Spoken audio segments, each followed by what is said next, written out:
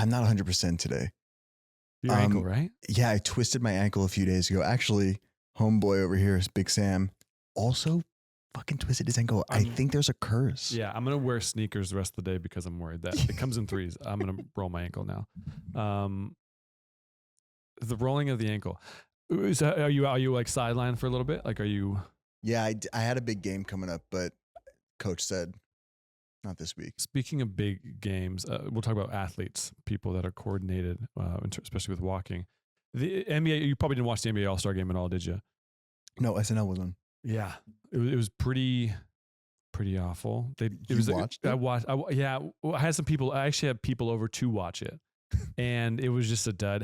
Halfway through, we were all outside, like with the bonfire, because no one cared anymore. I was too triggered because I twisted my ankle. Right, you didn't want to watch guys running around. Yeah, but it was cool. Everyone saw a little short that I got to do with our boy David and Shaquille O'Neal and Mr. James Gunn, which was cool. It was cool just to meet Shaq, and I think this was a bucket list thing for me, was to be on the set of NBA on TNT, which was awesome. So like Kenny, Ernie, Shaq, Charles, to be able to sit on the desk, and we have pictures too of it, but that just walking into the studio was a once in a lifetime situation. Before we get into the show, I do have one question that I know everyone's probably wondering. Did you base his outfit off of anything in the commercial? Because he looked pretty specific. He was wearing glasses, which he doesn't normally wear. They wanted him to look kind of like Ralph Lauren, All-American, Double RL type stuff, or not Double RL, but Ralph Lauren type stuff. But essentially, he was just Clark Kent. Yeah, that's what I was wondering. When he was about to walk up, and I was like, "Hey, posture," because sometimes he has bad posture, which we've talked about. But I realized he was playing Clark Kent, and then he goes into Superman, obviously. So the folks got a little hint of what Clark Kent might look like, maybe, or at least the way he like speaks and like, you know, like, that's just him normal. Yeah. Oh yeah. Let's get into the show.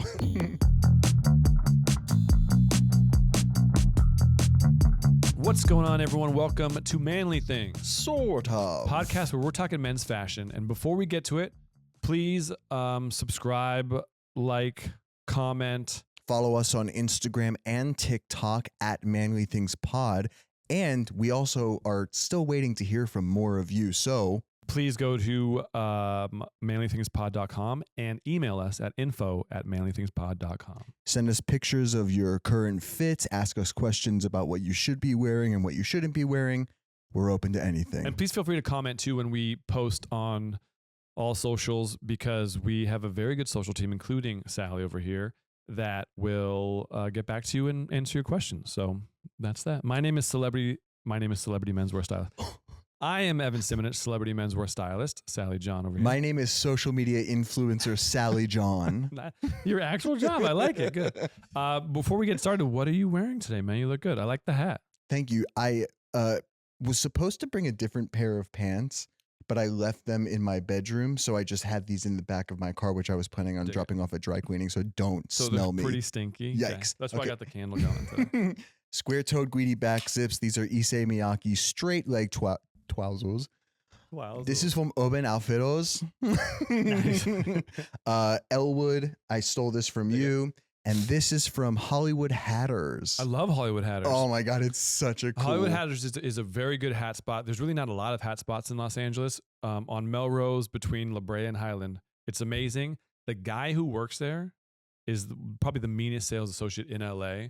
Very helpful, extremely mean. So just go in there, get what you need, and get the fuck out of there. My sales associate was a young woman named something Tuesday, Miss Tuesday. She was telling me, girl, I hope you got your toaster fixed because that sucks. You don't even have to get in the story. We're going to talk a couple things today. NBA All-Star Game, we covered garbage. They didn't need to figure that stuff out. They even had like a little bit of like a red carpet runway thing, but it's again, not even worth talking about. SNL. Yeah, that was happening. Which was incredible. Also. All weekend, Friday, Saturday, Sunday, they had stuff. And then we had the BAFTAs last night. We're going to end with the BAFTAs. But before we get to, as we talk about SNL, what does SNL mean to you?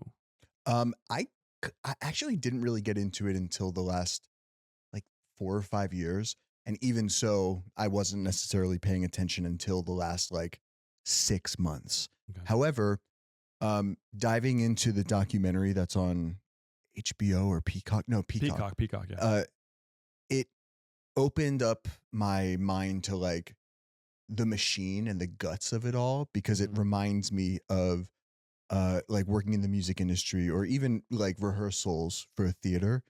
It's so quick paced until you're doing the show, and then it feels like you're moving at a snail's pace because it's like when you're in the show. Yeah. Because it's so quick. Because everything leading up to it. All of the energy and excitement goes into when the lights turn on, and then the lights turn on, and it's like, okay, wait a minute. I'm here now. Is this real? I've really, really appreciated all of the 50th anniversary stuff. It's been very insightful, very exciting, and really like charming for the production to like, it's showing like a new face kind of. Yeah. It was awesome just watching the whole weekend and getting the behind the scenes look and some amazing stories that were told. But that Friday night concert where they did all the music, and whenever they panned out to the audience, you could literally name half a dozen celebrities that were watching, which was really cool to see. The performances were incredible. Miley, I'm obviously a Team Hemsworth guy, so I can't love Miley Cyrus, but I do love Miley Cyrus. Can I say something extremely problematic? Sure. So I love Miley Cyrus's voice and most of her music, but I don't like what is happening now, which is like they're pushing her to become the next pop icon, where she's doing these super like awkward singing poses to create these like lifelong lasting silhouettes.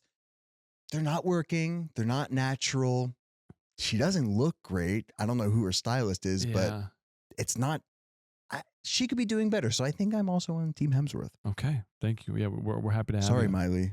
Yeah, but she's just so performance wise, I think she is amazing. Her voice is obviously iconic. It's great.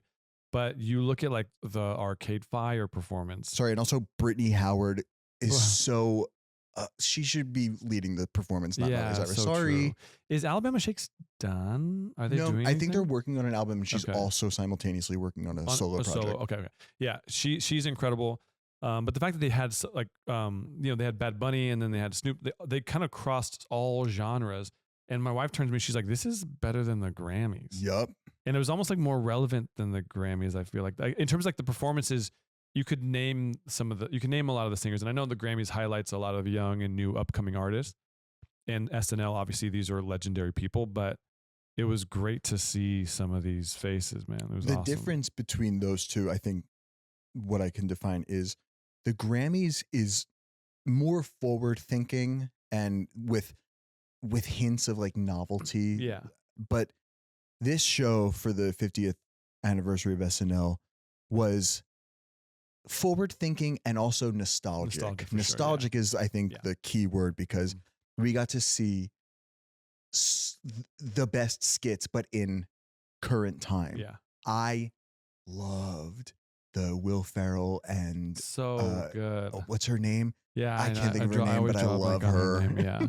And them singing like the Kendrick Lamar song, like them singing Not Like Us, and them going in and out of even like they did Chaperone, I think, a little bit, right? Yeah. No, that was genius. And then Adam Sandler comes out. He gives praise to Bonnie Raitt, and then he goes into, and then this band came out, and it was just a different sound, and it was just three guys, and it didn't make sense that this much sound can come from three guys. And I was like, no way, Nirvana is playing. And I was like, who's gonna sing Kurt Cobain's thing? And then when he said Post Malone, Post Nirvana, dude, that guy can do no wrong. I was a little nervous, and I could tell that he was as well, because he was like, really he couldn't get through it in the very beginning, but then he found it by the end of it, and it was gnarly. Isn't it? I mean, you are a vocal guy. You don't smoke cigarettes. Do you like the guy smokes like a chimney? Mm-hmm. Do you think that like it helps with his voice, or do you think he cares about his voice? Like, what do you think goes on there at all? He's specifically trained, just like Dave Grohl, to have that raspy, gargly, screamy voice.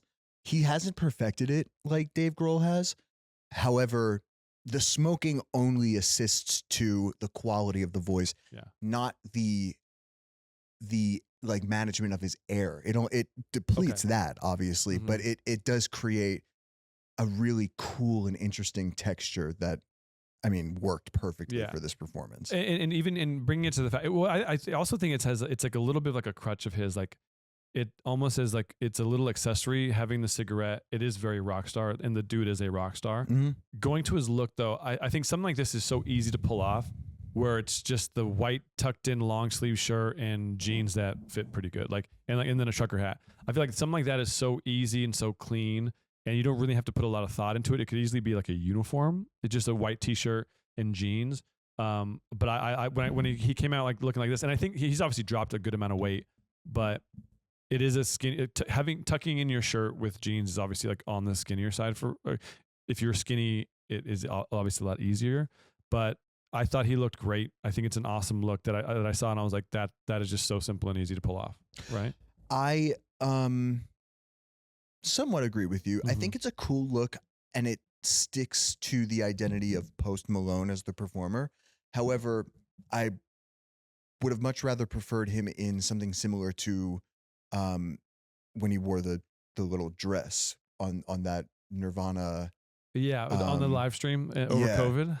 That's actually and show I have an ode to Kurt Cobain a little bit. Yeah, because I mean, it was titled Post Nirvana, but there could have been a little more risk taken on this fit, and not just like, I mean, he looks like he's auditioning for American Idol. Or even have like an old Nirvana band tee. Yeah. Something like that. What I will say is the grooming and like his face and the hat and the beard, delicious. Love it.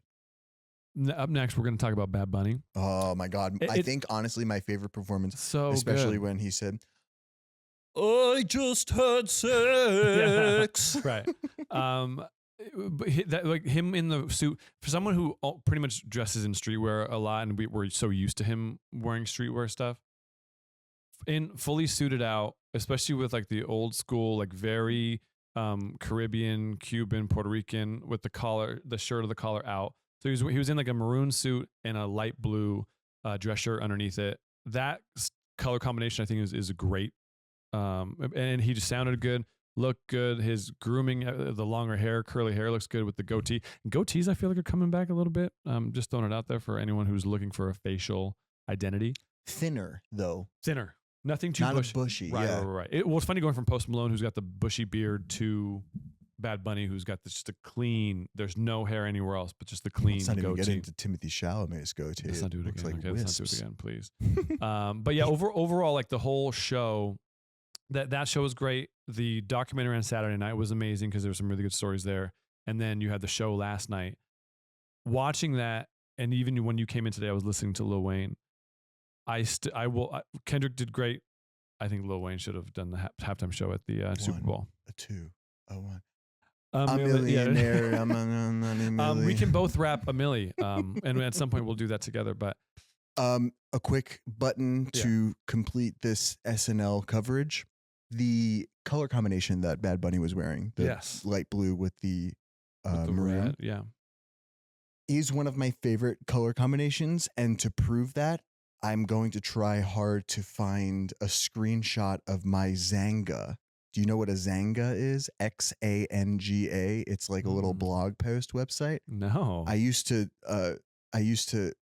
Ooh, I shouldn't say that. Similar to like a blogspot.com situation? Okay. Kind of, but you can code the page to be certain colors. Wow. Mine was red and maroon blue. with the light blue writing. Interesting. Okay. Love that shit. Yeah, we got to get a snapshot of that. I'll try. One of our good friends, Parker York Smith, posted a video that when you had sent it to me, and I was like, this is such great advice. And he puts out great advice on a daily basis.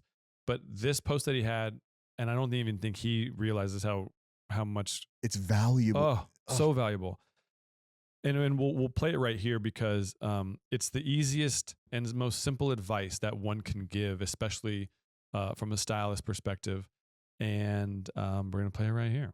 If you mix dark pants with a white shirt, preferably less wrinkled than this one, and a light colored jacket, white shirt, dark pants, guaranteed to look nice. Seriously, watch. Dark pants, white shirt, lighter colored jacket. I know, right? It's not supposed to be this easy, is it? Dark pants, white shirt, lighter colored jacket. My friend, you're gorgeous. It's not that you look bad. You just haven't figured out your best combinations yet. It's you that makes the clothes. Oh, the clothes don't make you. God. Isn't that right, Jones? What a good name, too. All right. So that last fit was insane. The trench with the sweater. Oh and my the God. pants. I'd wear that every single day. What a rule of thumb to live by. And it's so easy to build a wardrobe off of that. So easy. And I like how he said white shirt. It's not even a white shirt. It's more so like just the white layer, right? And it was a sweater, a t-shirt, and then a button-up shirt. So all so easy. Very versatile. Do you want to roll these clothes out? We have examples. We kind of did the same thing today with some of the stuff that we have in here. Sally put together a look with the green jacket, and he kind of did the same thing. We have a dark trouser, a green jacket, and then a white shirt. Again, something so simple and kind of good colors. And this almost has like a light brown to it. This has obviously the green jacket and then the white t-shirt. So good. So easy to pull off. I went a little more formal with mine, and I think this is more like East Coast, New York style. Trench coat, white dress shirt, black trouser. Easily, especially going to work, going out for a date. All super straightforward. Great advice, Parker. Easy to pull off, and it could be with jeans and a white shirt and like a blue jean jacket. All that stuff is very, very simple to pull off. Thank you, Parker. We love you. Thanks, dude. And then lastly, we have the BAFTAs, man. Again, awards wise, you've seen a lot of the movies that are coming out, and it looks like Anora, it looks like Conclave, and it looks like The Brutalist, which is kind of almost opposite of what we saw at the Critics' Choice Award, or I'm sorry, the Golden Globes. Yes, the Golden Globes. Let me just say that the British really know how to put on a show. I loved how classy it was. It's always like that. Oh, and I loved the Zero commercials. Oh, delicious. Well, how do you watch the BAFTAs? I streamed it on Peacock. Oh, is it, seriously? Yes. Oh, I didn't know that. I didn't realize it was on a streaming service. Where did you watch it? I didn't watch it. Oh. Well, I'm one of those where I was like, who won? Let's cut out the riffraff and let's just see who won. Sure. I go red carpet and who won. I watched the BAFTAs. Here's what I'll say. Musical performances were not as good as what we would have gotten at like the Oscars. Yeah. However, the show ran so incredibly smoothly. Okay. And the women, for the most part, looked gorgeous. Speaking of streams, we're going to get into the looks here. One of the first ones that we had here is Jacques Audiard. Jacques Audiard. He's the director of Anora. No, Conclave. No, Amelia Perez. Amelia Perez, that's what it is. But we're gonna kind of pair these looks up together. We have him and Coleman Domingo. If you run through a full list of the looks from the BAFTAs, it's all like it's very formal. Like you said, it's very tight, it's very clean, it's very elegant and dressy. Everyone was kind of in black tie, full tuxedo. These guys gave a little bit more attitude. Mm-hmm. The director has a pea coat on with a scarf and black jeans and black boots. Yeah, probably a little casual, but this is probably who he is as a person. And I think, again, when you dress to who you are, I think that exudes confidence and that you can kind of go anywhere you want if you just have that confidence. Same thing with Coleman Domingo over here in a full Versace look. He's loving the trench coats, loving the gloves, almost seeing belly button in the shirt. So it's a black leather trench coat, black suit. I want to say it's a black suit with on the skinnier side, especially with the leg. And then the classic Versace printed silk tee, silk button-up shirt, and then obviously the patent leather boots. What do you think about these guys? Jacques Audiard, I think, is a little too top-heavy. The pea coat is not right for a red carpet, nor is it right for just an award ceremony. There are plenty of other options, say like a trucker jacket or like something sleeker and slimmer and cropped maybe that would have been a lot better. I like his style, but I don't like this particular fit. With Coleman Domingo, I wanted to run up on the red carpet and just like button 2 more buttons. Yeah, I know, just up a little bit. All I needed to see was the cleavage. I don't need to see the 4-pack abs. Yeah. I know there are 2 more, but I really like the trench coat. I really don't like that it's Versace because I am not a fan of the print. Really? Yeah. I have a personal shopping client who is going to Miami, and there's a there's a party at the Versace mansion. So I've been like neck deep in Versace stuff. Whoa. And I kind of really like it. Really? I don't know. There's something to these prints, and that's where I think like it's just so hard to replicate those looks, just because, or I'm sorry, even make like the patterns of the shirts because they're all so like they're all like put together so well. Yeah, maybe next week you'll see me in a full Versace. That would be amazing. Have you ever tried on the 2 Chainz Versace sneaker? No, are they goofy? They're goofy. Yeah, I would love to try them on one day. No, I obviously Coleman's like a mainstay on the show. We kind of throw him up on here every single episode, but it's because he's doing stuff like this. No, as you look through the red carpet, no one is doing stuff like this, and he's pulling it off. Especially like the different silhouettes that he's putting out there. Some days the pants are on the straighter, bigger side, and then here they're on the slimmer side, and he's killing it. The gloves, obviously, sometimes it's a lot of look. Obviously, the buttons down to the belly button, you could put 2 up, like you said. And then I think the gloves, it's just a lot. It's not necessary. But if you're going to do it, you're going to do it. Yep. And he did it. Yeah, exactly. Up next, we have our boys. Yes, it's Sebastian Stan and Mr. Felton over here. Do you know what movies he's from? Nope. Really? Draco Malfoy. Oh my God, that's him? Here, that's him. So the hair is on the darker side. I don't know if that's his. I think that's his normal hair. I don't think he's actually like blonde like he is in Harry Potter. Oh, it makes sense. It's quite unnatural. Yeah, exactly. But no, I wanted to highlight these 2 guys because I think that this is black tie perfection. The suits fit great, especially Mr. Stan in the full navy, the straighter leg trouser, nothing too skinny, especially being on a double-breasted side.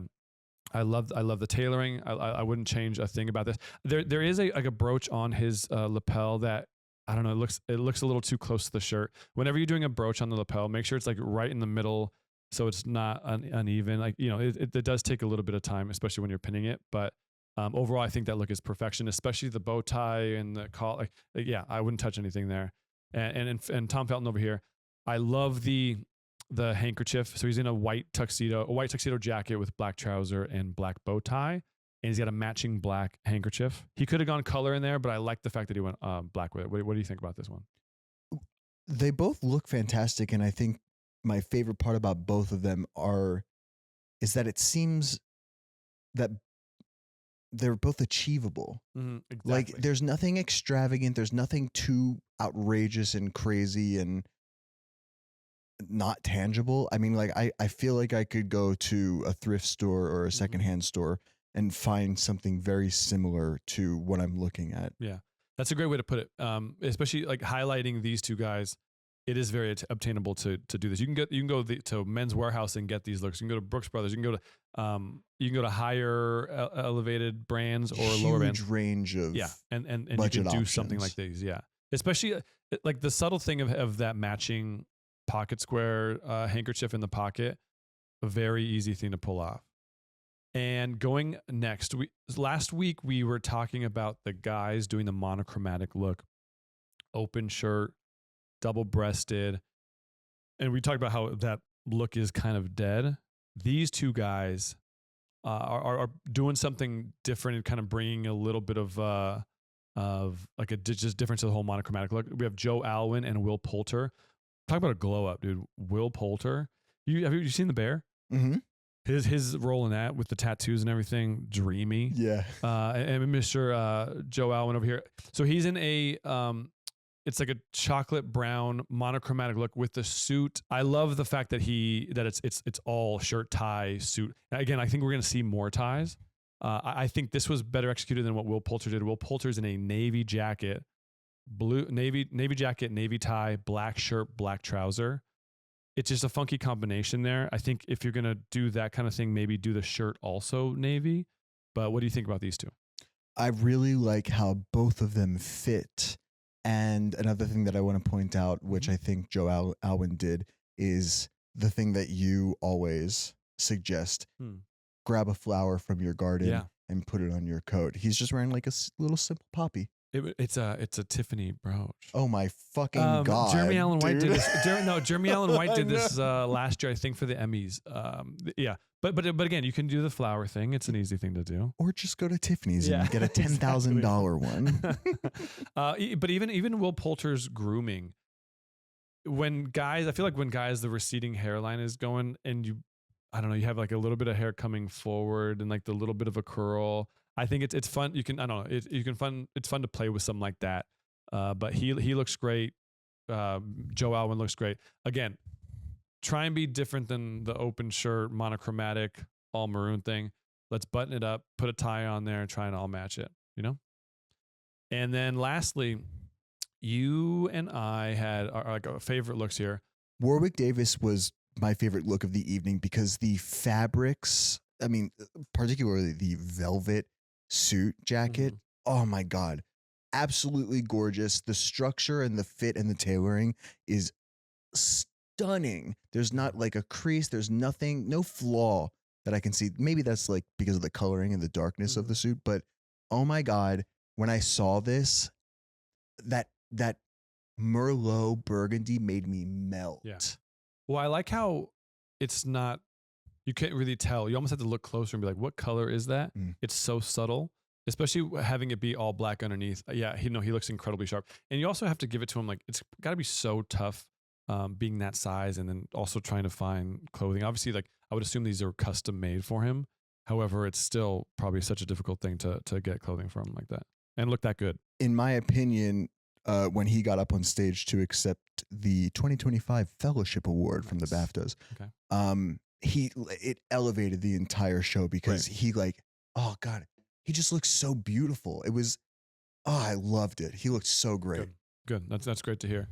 And my favorite was Timothy Chalamet. Good. Glad you're drinking because I said Timothy's name, so you got to drink at home. Going from the all pink look. Yeah, so there's that pink look. Here's the pink look, dude. So custom chrome hearts. So what he did was he took the hoodie off and just rocked the tank top and the jeans and everything. So this was I want to say the Berlin premiere of his movie, and yeah, that's the all pink. So when you do that on Friday night and then you come on Sunday to the BAFTAs dressed in beautiful black Bottega, double-breasted, just with the black t-shirt underneath. And I love the jewelry. He could have gone just all black and nothing, but I love the fact that he's doing necklaces underneath. And you had mentioned too, guys playing with jewelry more and having that be a good accessory to have, especially underneath suiting. This right here is beautiful. I love the length and the fact that it's slim, but it's long too. Yeah, I overall love the look of he's pulling off here. What do you think? Gorgeous, interesting. I always love his poses. The only thing that I'm going to call him out for, as well as probably every other man that is going to try to pull this off, correct me if I'm wrong, is he wearing a pinky ring? Pinky ring. Okay, it can't happen. You don't like pinky rings? No, I don't. Why not? It's, in my opinion, it's representative of the Italian mob in the 40s and 50s, and being a former member or a relative of a former member of the Italian mob. Gotcha. It's not a safe place thinking about pinky rings. So, maybe if it's like a more subtle, but just like put it on the middle finger, or I like thumb rings, dude. Thumb rings, fire. But yeah, you're right, because he's only wearing the pinky ring. There's no other rings anywhere else. And it's like a big guy. I like the Signet pinky ring. I'll be honest with you. I think that's a cool one. Okay. But I still see what you're saying though, because if you're flashing the pinky ring, you're letting people know. Yeah, and also like, what are you doing behind the scenes that you think you deserve a pinky ring? Yeah, I mean, that's I don't know, dude. I hear you. But yeah, that kind of wraps up the BAFTAs. It's all pretty classic. I think we're going to kind of just limit. We're not going to talk about everyone. I like highlighting some of like these guys, and we talked about 8 looks right there. And I think we gave you guys good information about what to do next time you're dressing up, or just some ideas. We thank Parker York Smith for that amazing video and giving us some just some good thoughts on easy styling And if you haven't already, subscribe, like, share this with your mother, your father, your dog, your sister, your niece, your nephew. Also, send us an email with questions, comments, concerns, pictures of yourself to info@manlythingspod.com. Thank you guys for listening. This has been Manly Things. Sort of.